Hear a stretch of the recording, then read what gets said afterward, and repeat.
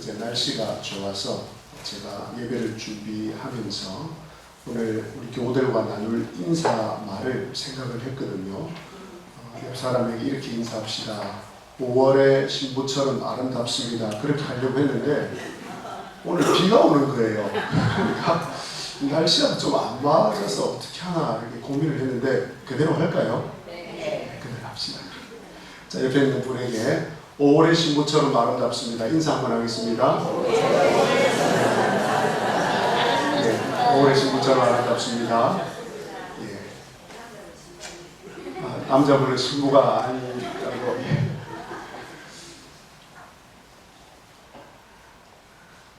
성령님께서 오순절에 12사도를 포함한 120명에게 임하십니다. 성령님께서는 120명의 사람들에게 다른 나라 언어를 말하게 하십니다. 15개 나라에서 온 사람들에게 복음을 전하기 위해서였습니다. 그 결과 15개 나라에서 온 디아스포라 유대인들, 즉 흩어진 유대인들, 그 땅에서 태어난 사람들이 자기 나라 말로 복음을 듣게 됩니다. 이때 베드로가 설교를 합니다. 성령님께서 베드로의 설교를 통해서 놀라운 일을 행하십니다. 사도행전 2장 41절에 그 말을 받은 사람들은 세례를 받은 후에 이날의 신도의 수가 3,000이나 더하더라. 그리고 이제 성령님께서 베드로와 요한을 통해서 성전 미문에 앉아있던 나면서부터 걷지 못하게 된 사람을 이렇게 세워주십니다.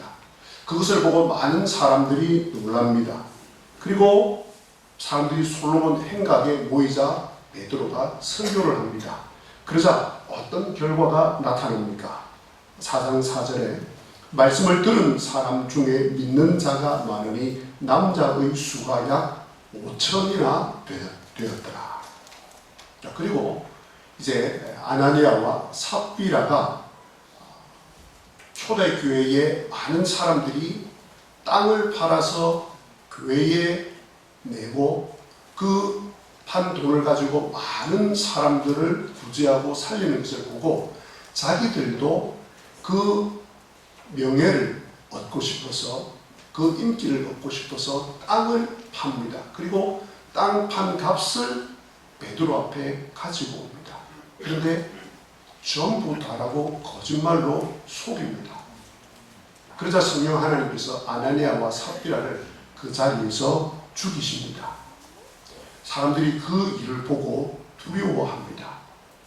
그 결과 이런 일이 나타납니다. 사도행전 5장 14절에 믿고 주께로 나아오는 자가 더 많으니 남녀의 큰 무리라.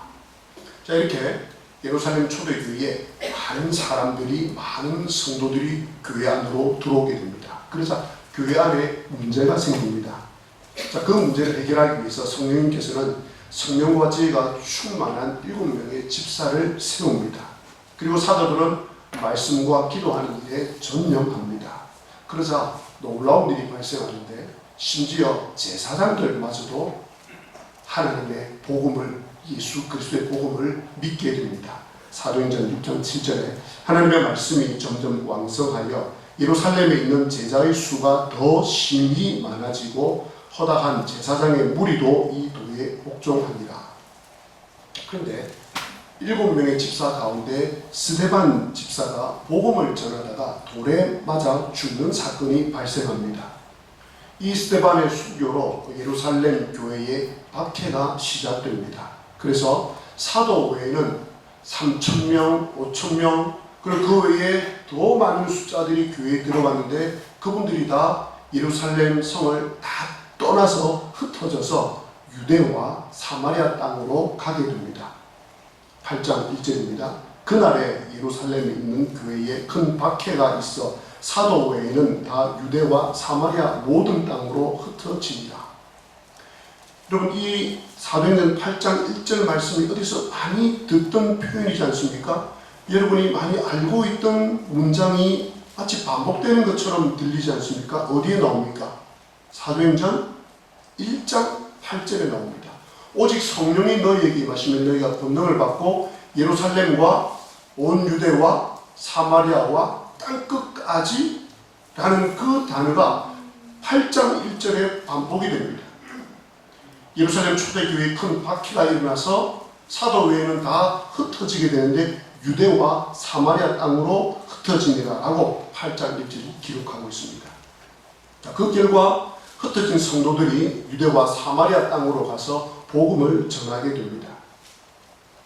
예루살렘 교회의 성도들이 흩어지지 않고 그들만의 모임을 가지고 있을 때 성령님께서는 스데반을 통해서 교회가 박해를 받게 되고 그로 인해서 의도적으로 초대교회 성도들을 흩어버리신 것입니다. 그러자 그 7명의 집사 가운데 빌립이라는 집사님이 성령의 인도하심을 따라서 사마리아 땅으로 복음을 전하러 갑니다. 성령님께서 가라고 하십니다. 그 결과 사마리아 사람들이 예수님을 믿게 됩니다. 사도행전 8장 12절에 빌립이 하나님 나라와 및 예수 그리스도의 이름에 관하여 전도함을 그들이 믿고 남녀가 다 세례를 받으니. 그리고 성령 하나님께서는 빌립을 또 다시 인도하여서 에티오피아 재무장관이 있는 곳으로 가라고 하십니다. 그리고 그곳에서 에티오피아에서 온 재무장관을 만나게 되고 그에게 복음을 전하게 되고 그가 세례를 받게 됩니다. 에티오피아에 복음이 전파됩니다. 그리고 성령님께서는 결코 예수님을 믿을 것 같지 않는 사울을 스데반이 죽을 때에 그의 죽음을 합당하게 여겼던 사울을 예루살렘에서 예수님 믿는 사람을 다 잡아들이고 그것도 부족하여서 다메섹에 있는 성도들을 잡아들이기 위하여서 감옥에 넣기 위해서 다메섹으로 가던 사울, 도무지 예수 그리스도를 믿지 않을 것 같은 예수 그리스도를 박해하는 일에 가장 앞장섰던 사울을 성령 하나님께서 회심을 시킵니다. 하나님의 특별한 방법으로 회심을 시킵니다. 다메섹 도상에서 친히 나타나시고 예수 그리스도의 음성을 들려주십니다. 그래서 성령님께서는 사울을 온 세상을 향한 이방인을 향한 복음 전도자로 세웁니다. 사울은 예수님을 믿자마자 즉시로 다메섹에 있는 사람들에게 복음을 전합니다. 이것이 지난주까지의 하나님의 말씀이었습니다. 사도행전에 나오는 말씀이었습니다. 지금까지의 제가 요약한 내용을 들으시면서 무엇을 발견하셨습니까? 무엇을 깨닫게 되셨습니까? 무엇이 강조되고 있는 것 같습니까? 복음 전파를 위해서 성령님께서 주도적으로 일하고 계시다는 것입니다. 성령님께서 복음 전파를 위해서 기적을 행하셨습니다. 성령님께서 많은 일꾼을 세우셨습니다. 성령님께서 복음 전파를 위해서 강제적으로 사람을 흩어버리셨습니다. 성령님께서 복음 전파를 위하여서 스데반의 순교를 허락하셨습니다. 그리고 하나님 성령님께서는 복음 전파를 위해서 이방 세계의 복음을 위해서 사울을 부르셨습니다. 그 결과 초대교회에 성령님이 임하시고 난 이후로 수많은 사람들이 예수님을 믿게 되고 복음 안으로 들어왔습니다. 예수님께서 승천하시면서 하신 말씀대로 복음이 예루살렘과 온 유대와 사마리아를 벗어나서 다메섹과 그 너머에까지 복음이 전파되었던 것입니다. 이 모든 일이 성령 하나님의 주도로 성령 하나님께서 주권적으로 이루어 나가셨던 것입니다. 그러면 성령 하나님께서 왜 이렇게 하셨습니까? 왜 이렇게 주도적으로 일을 쥐고 나가셨습니까? 구원 때문입니다. 영생 때문입니다. 하나님 나라 때문입니다. 모든 민족이 구원을 받아야 하기 때문입니다. 모든 사람과 모든 나라가 하나님의 다스림을 받아야 하기 때문입니다. 하나님의 뜻이 땅에 이루어져야 하기 때문입니다. 이 모든 일을 향한 일이 얼마나 중요했으면 성령 하나님께서 정말 간절하고도 급하게 이 복음 전파를 위해서 앞에서 언급했던 그 많은 일들을 행하셨던 것입니다. 성령 하나님께서는 세상 사람들에게 참된 쉼과 안식과 평화와 죄사함과 구원과 임마누엘의 축복을 주시려고 하시는 것입니다. 이 마음을 성령님을 통해서 우리가 깨달아야 하겠습니다. 그리고 그 성령님의 마음, 그 마음을 가지고 계신 성령님께서 지금 저와 여러분 안에 계십니다. 그렇다면 성령님께서 지금도 초대교회에 일으키셨던 그 일을 여전히 하고 계시지 않겠습니까? 오늘날에는 누구를 통하여서 초대교회에서 행하셨던 그 일을 행하려고 하시겠습니까? 누구를 통해서 하시겠습니까?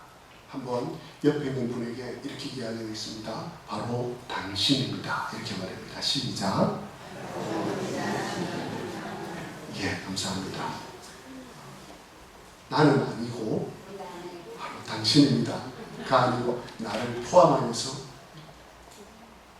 그렇다면 지금 여러분들께서 이 지역에 살고 계시는 이유가 분명해지지 않겠습니까? 거주의 한계를 정하시는 분이 하나님이시라고 성경에 명백하게 나와 있습니다. 그렇다면 내가 지금 이 지역에 살고 있는 이유, 나를 이 지역에 살게 하신 하나님의 뜻이 분명해지지 않겠습니까? 성령님께서는 여러분을 통해 이 지역에 잃어버린 영혼들을 구원하시려는 것이 분명합니다. 그래서 여러분을 먼저 부르셨습니다. 이 지역에 이사오게 하셨습니다.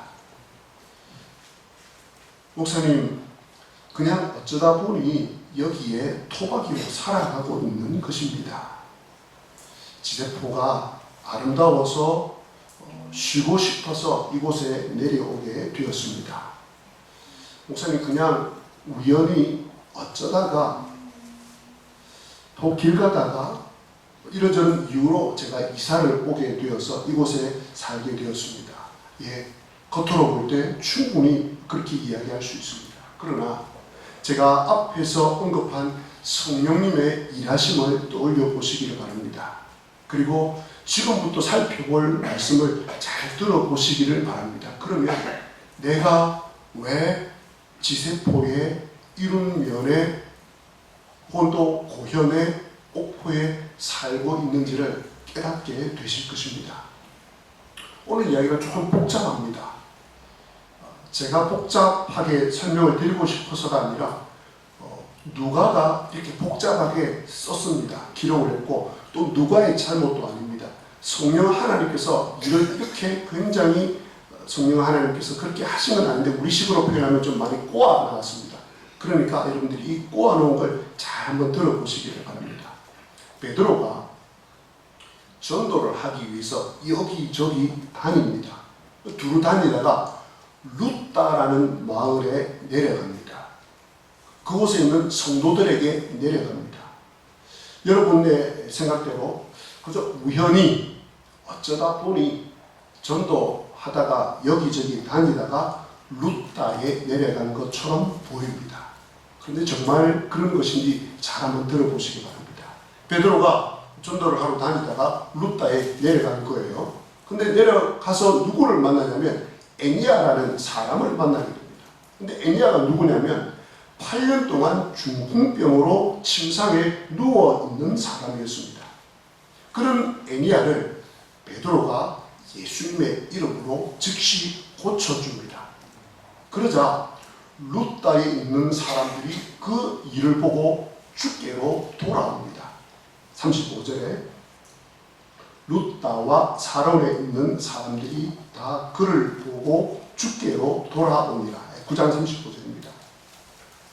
자, 이제 루따 이야기는 여기서 멈추고 이제 장면이 바뀝니다. 욥바라는 지역으로 넘어가도록 하겠습니다. 9장에 나오는 이야기인데 제가 설명을 드리겠습니다. 욥바라는 마을에 다비다라는 예수님을 믿는 여제자가 살고 있습니다. 그녀는 선행과 구제가 심히 많은 여성 성도였습니다. 그런데 그만 병이 들어 죽고 맙니다. 사람들이 그녀의 시체를 다락에 누웁니다. 그런데 이 욥바에 살고 있는 이 다비다가 죽었는데 욥바 바로 옆 동네 이름이 뭔지 아십니까? 예, 우리 지세포 바로 옆에 동네가 무엇입니까? 그러면 대번에 와현 이렇게 나오는데 성경의 지명이어서 힌트를 드리겠습니다. 지금 베드로가 어디에 와 있습니까?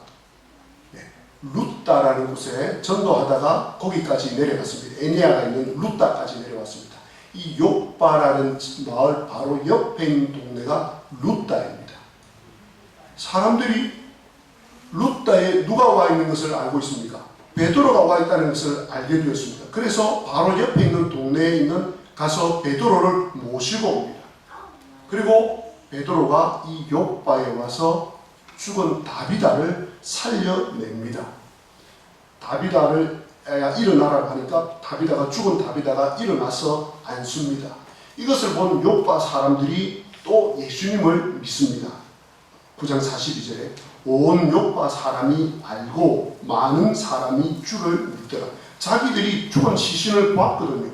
바닥에 눕혀놓은 것도 자기들이거든요.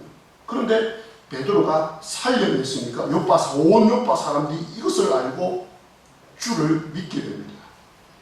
여러분 놀랍지 않습니까? 하나님의 정확한 타이밍, 하나님의 역사하심에 소름이 끼치지 않습니까?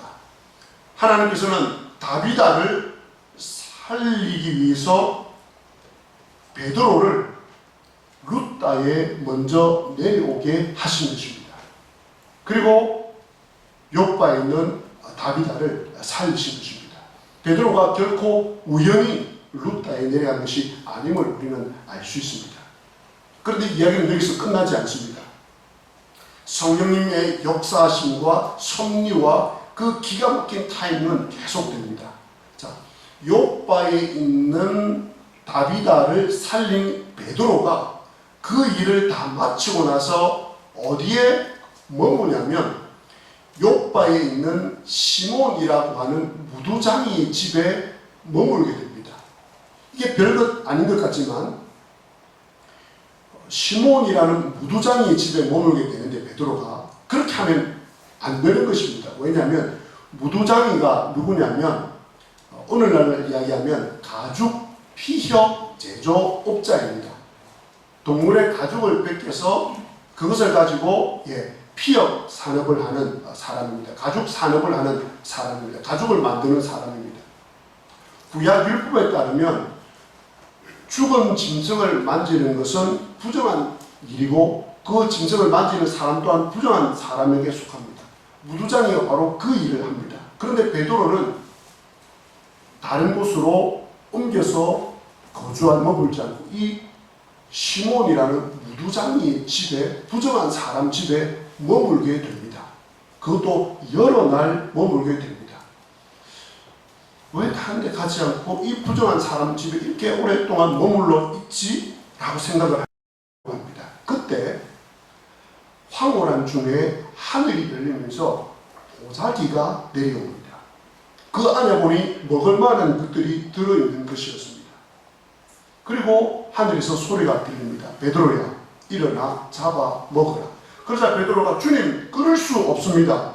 제가 속되고 깨끗지 아니한 것을 결코 먹은 적이 없습니다. 율법에 따라서 부정한 짐승을 제가 먹은 적이 없는데 이 하늘에서 내려온 보자기 안에 보니까 전부 다 부정한 짐승들이거든요.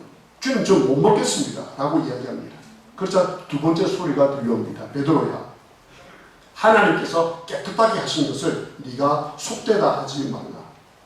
자, 이 일이 세 번이나 반복해서 진행이 됩니다. 그리고 보자기가 하늘로 올라갑니다. 베드로가 이 환상이 무슨 의미일까, 무슨 뜻일까라고 고민을 하고 있습니다. 그렇게 하지 않겠습니까? 바로 그때 마침 고넬료가 보낸 이 세 사람이 무두장이 집에 도착을 합니다. 그리고 노크를 합니다.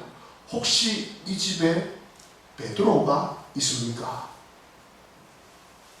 그때 성령님께서 그 순간 베드로에게 나타나십니다. 베드로야, 두 사람이 너를 찾고 있으니 일어나 내려가서 의심하지 말고 그들과 함께 가라.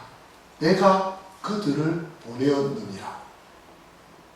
베드로가 그 이야기를 듣고 옥상에서 내려가 보니까 진짜 자기를 찾아온 사람이 와 있거든요. 어떻게 왔냐고 자초지종을 들어보았습니다. 들어보니 이게 기가 막힌 타이밍인 것입니다. 하나님의 계획이었음을 베드로가 알게 됩니다. 그래서 베드로가 이틀이 걸려서 고넬료의 집에 갑니다. 그런데 혼자 가지 않고 요바에 있는 성도들, 요바에 있는 성도 몇 명과 함께 이 고넬료 집에 갑니다. 이 일이 또 나중에 아주 중요한 또 일이 됩니다. 고넬료 집에 도착해 보니까 고넬료가 친구들과 친척들을 다 불러보아 놓고 기다리고 있습니다. 베드로의 말씀을 드리려고 합니다. 자, 그리고 이제 베드로와 고넬료가 만나게 됩니다. 서로 인사를 합니다. 그리고 이제 한 사람씩 이야기를 합니다. 어떻게 해서 저를 부르셨습니까? 라고 서로 이 일이 어떻게 된 일인지 한 사람씩 이 사건이 각각 임하였던 이야기를 들려주자 두 사람 모두 이 일이 하나님께로부터 온 것임을 100% 확신합니다. 한치의 오차도 없는 하나님의 역사임을 그들이 직접 체험을 했던 것입니다. 그래서 베드로가 고넬료 집에 모여있는 사람들에게 예수 그리스도로 말미암아 하나님과 멀어졌던 모든 죄인들이 예수 그리스도로 말미암아 화평하게 되는 진리를 선포를 합니다. 예수님의 이름으로 죄사함을 받는 진리를 선포를 합니다. 바로 이 진리를 선포할 때 성령님께서 그 자리에 임하십니다. 그 자리에 있던 베드로와 함께 욥바에서 온 형제들이 이방인들에게 성령님께서 임하시는 것을 보고 놀랍니다.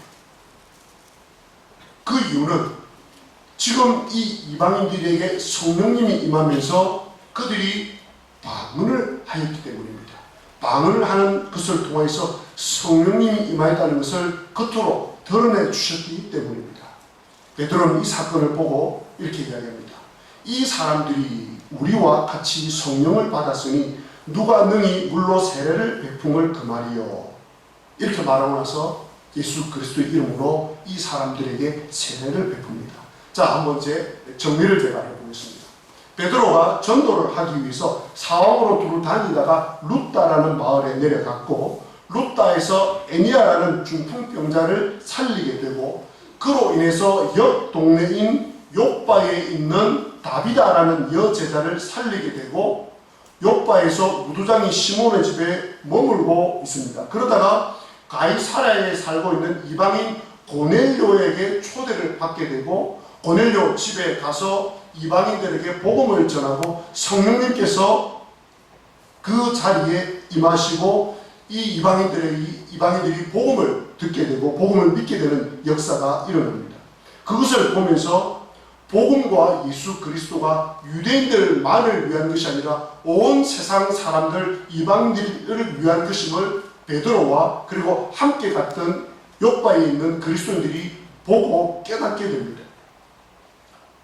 그리고 이제 다음 장에 보면 베드로가 예루살렘에 올라가서 이방인들이 복음을 듣게 되었다라고 이야기를 하는데 혼자 본 것이 아니라 욥바에서 함께 간 형제들이 증인들이 되기 때문에 이 일이 힘을 얻게 됩니다. 하나님께서 베드로를 루다로 출발시켜서 엄청난 역사를 행하셨음을 오늘 저희들이 보았습니다. 바로 성령 하나님께서 이 구원에 관하여서 영생에 관하여서 온 마음을 기울이고 있는 것을 우리는 볼 수 있습니다. 죄사함과 임마누엘의 이 축복을 모든 사람들에게 베풀어 주시기 위함이라는 것을 우리가 깨닫게 됩니다. 그렇다면 초대교회 때 오늘 이방인의 구원을 위해서 성령 하나님께서 이처럼 철두철미하게 시간을 계획하시고 일을 하나하나 계획하셔서 베드로를 통해서 많은 이방인들을 고넬료 집안에 있는 친구와 친구들을 주님 앞으로 돌아오게 하셨다면 그 일을 하신 분이 성령님이시라면 오늘 지세포와 이룸면 사람들의 구원을 위해서도 성령님께서 동일하게 일하시지 않겠습니까? 동일하게 역사하시지 않겠습니까? 이때는 지금 이렇게 하셨고 지금은 가만히 계시겠습니까? 결코 그렇지 않다는 것을 여러분들이 잘 아실 것입니다.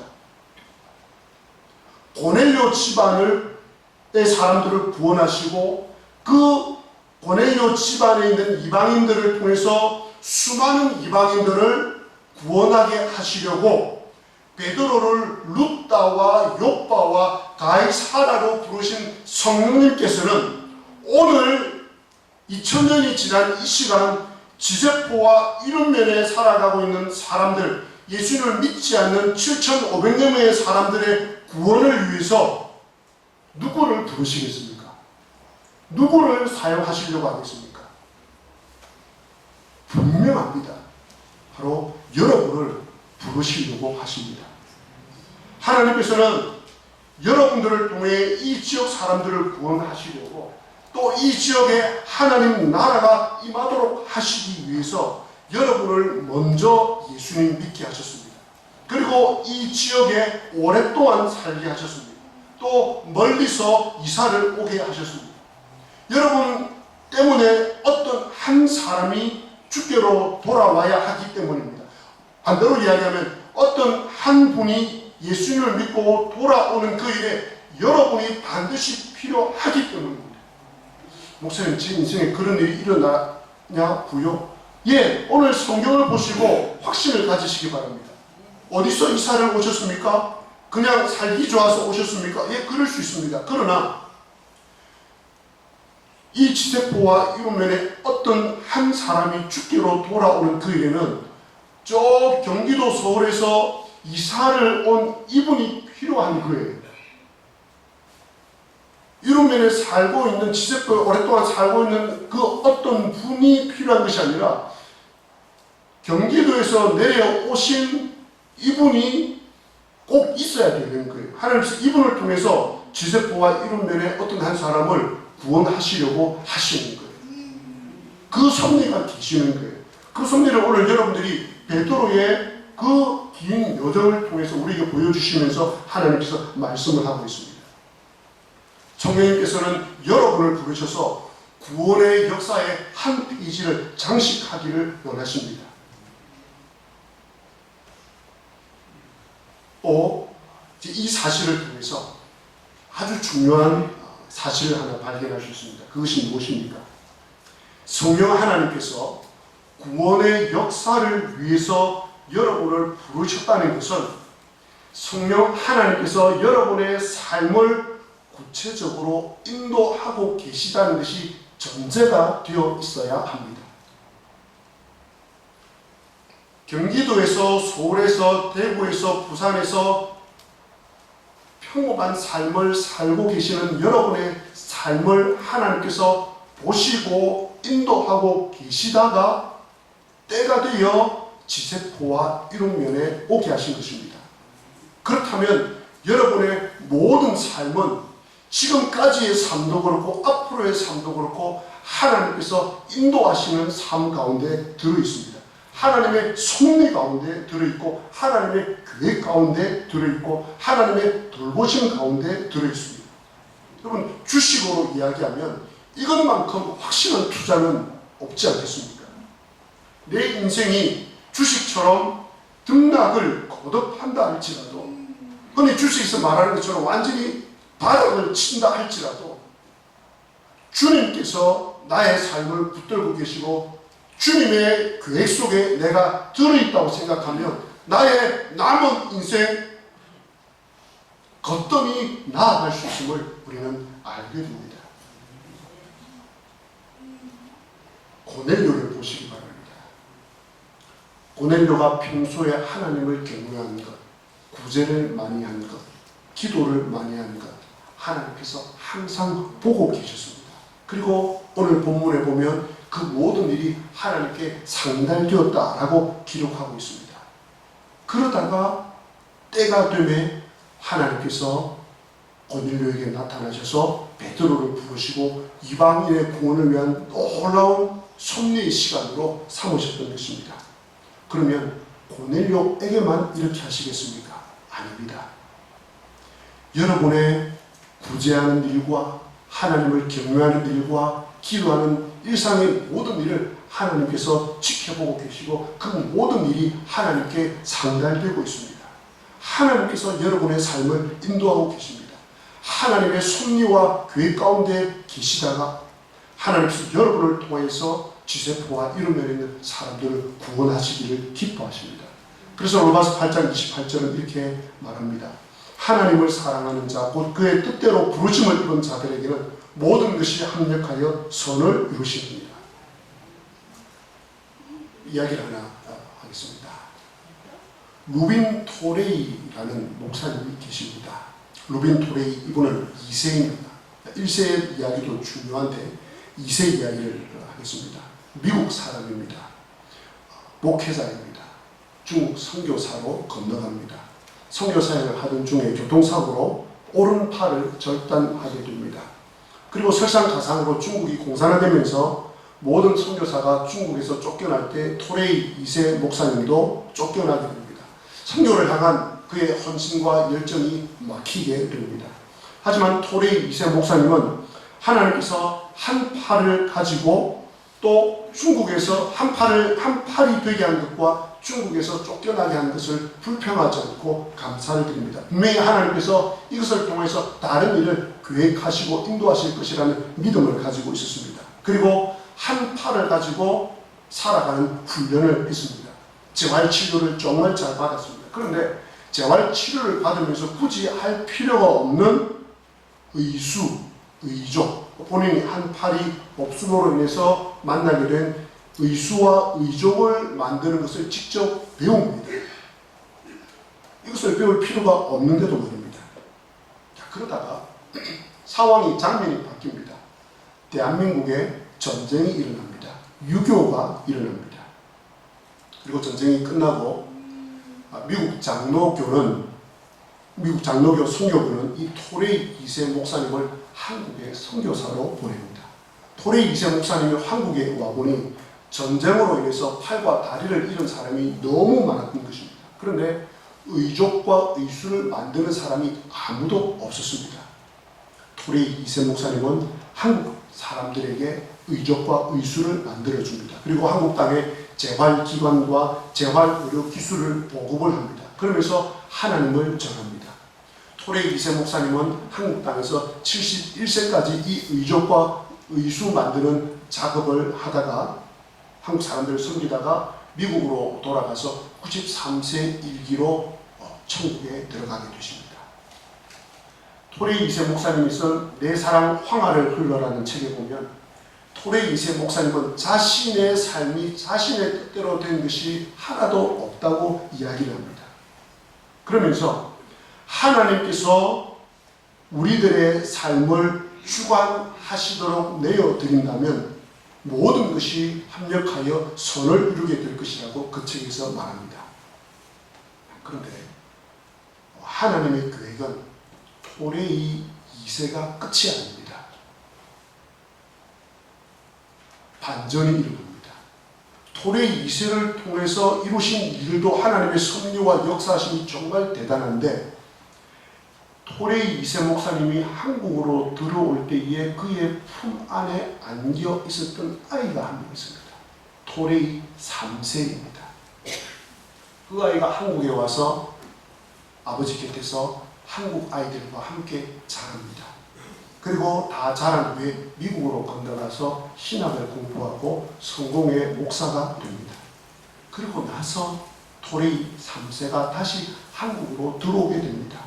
1965년 강원도 태백시에 들어옵니다. 그리고 그는 한국에 개신교 수도원을 세웁니다. 그가 바로 2002년에 주님 품에 안겼던 내천덕 신부입니다. 그리고 그가 설립한 수도원이 강원도 태백에 있는 그 유명한 예수원이라는 곳입니다. 한국 사회와 한국 기독교회의 1970년대, 80년대에 대천덕 신부님과 그리고 예수원이 미친 영향력은 이루 말할 수가 없었습니다. 하나님께서는 한국 교회와 한국 사회에 하나님 나라와 하나님의 정의가 경제, 정치, 사회에 올바로 이루어지기 위해서 토레이 3세인 대천덕 신부님을 보내어 주셨습니다. 토레이 2세가 한국 땅에 들어올 때 하나님께서는 누구를 보고 계셨냐면 토레이 3세 대천덕 신부님을 주목하고 계셨던 것입니다. 하나님께서는 여러분을 통해 이 지역에 복음을 전하려고 하시는 것이 분명합니다. 여러분을 통해 하나님 나라를 세우려고 하시는 것이 분명합니다.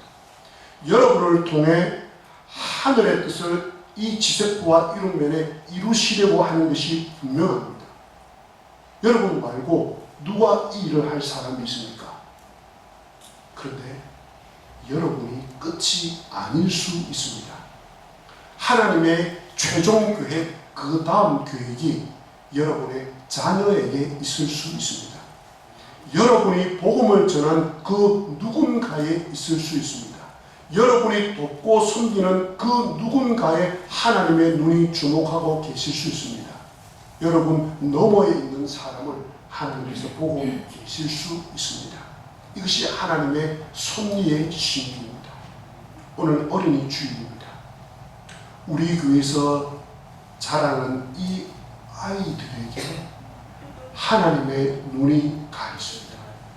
10년, 20년, 30년 뒤에 한국 교회를 위해서, 지세포 교회를 위해서 하나님의 눈이 이 아이들에게 가 있음을 꼭 기억하시기를 부탁드립니다. 그 일을 위해서 여러분들이 계실 것입니다. 주일학교를 위해서 여러 가지 여러 모양으로 여러분들께서 수고하고 헌신해 주셔야 될 일들이 여러분의 사명임을 믿으시기 바랍니다. 그 일을 감당하시는 여러분들 한 분 한 분을 하나님께서 주목하고 계십니다. 그런 면에서 여러분들 한 분 한 분이 하나님 보시기에 얼마나 귀하고 소중한지 모릅니다. 바로 그는 저와 여러분과 우리 교회가 성령 하나님의 이 거대한 온 세상을 향한 복음 전파에 귀하게 쓰임 받으시기를 주님의 이름으로 기원합니다.